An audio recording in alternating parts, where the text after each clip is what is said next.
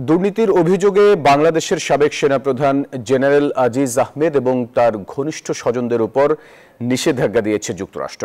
সাবেক সেনাপ্রধান জেনারেল আজিজ আহমেদ ও তার পরিবারের উপর ভিসা নিষেধাজ্ঞা দিয়েছে। আমি ডিজিবিজিবি হিসেবে এবং সেনাপ্রধান হিসেবে দায়িত্ব পালনের সময় আমি কোনো কিছু এমন করি নেই যাতে আজকে আমাকে অনুশোচনা করতে হবে। I am sorry, no, I did not. 21 May 2024 তারিখে বাংলাদেশের জন্য চরম লজ্জাজনক একটি ঘটনা ঘটে গেল। স্বাধীনতার 52 বছরে এমন ঘটনায় বাংলাদেশের সার্বভৌমের গর্ব ধুলায় লুণ্ঠিত হলো। কেননা দুর্নীতিতে সম্পৃক্ততার অভিযোগে এই দিনে বাংলাদেশের সাবেক সেনাপ্রধান জেনারেল আজিজ আহমেদের ওপর নিষেধাজ্ঞা দিয়েছে যুক্তরাষ্ট্র। 21 মে যুক্তরাষ্ট্রের পররাষ্ট্র দপ্তরের ওয়েবসাইটে প্রকাশিত এক বিবৃতিতে আজিজ আহমেদ ও তার পরিবারের সদস্যদের যুক্তরাষ্ট্রে প্রবেশে অযোগ্য ও শাস্তির ঘোষণার কথা জানানো হয়েছে।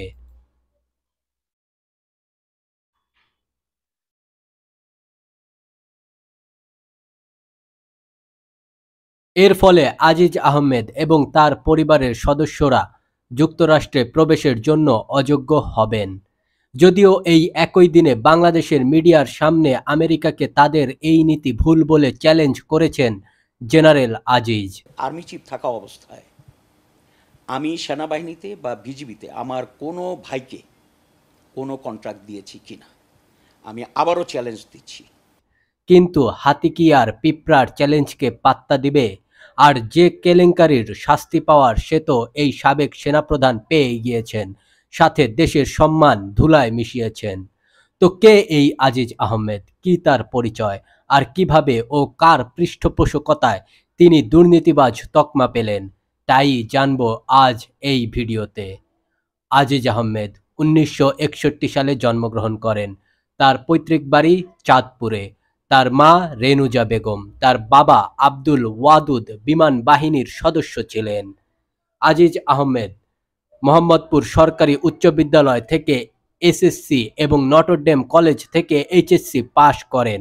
এরপর আজিজ আহমেদ অষ্টম বিএমএ দীর্ঘমেয়াদী কোর্স শেষে 1983 সালের 10 জুন সেনাবাহিনীর আর্টিলারি কোরে কমিশন প্রাপ্ত হন।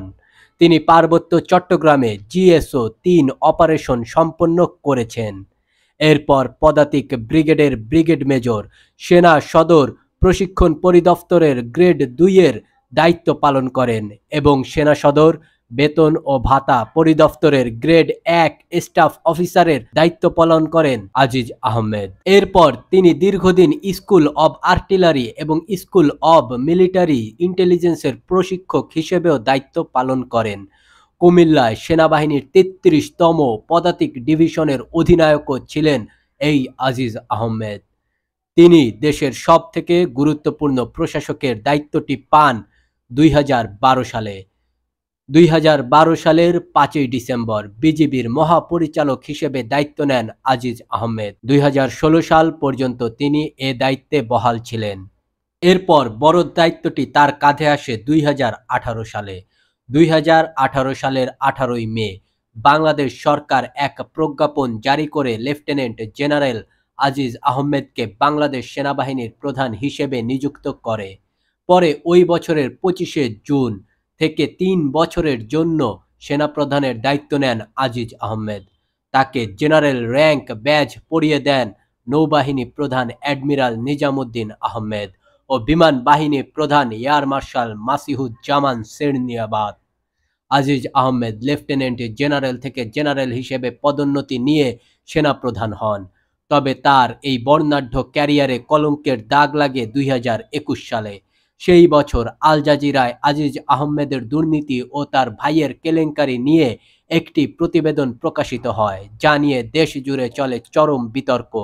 সেই প্রতিবেদনের বিরুদ্ধেও আজিজ আহমেদ বলেছিলেন তিনি ব্যবস্থা নেবেন, কিন্তু 3 বছরেও আল জাজিরার বিরুদ্ধে সেই ব্যবস্থার কোনো নামগন্ধ নেই। ফলে বাধ্য হয়ে সাবেক সেনাপ্রধানকে তার দায়িত্ব থেকে অবসর ঘোষণা করানো হয় এবং 25 জুন 2021 সালে বাংলাদেশ সেনাবাহিনীর নবনিযুক্ত সেনাপ্রধান হিসেবে জেনারেল এস.এম. শফিউদ্দিন আহমেদ নতুন সেনাপ্রধানের দায়িত্ব গ্রহণ করেন।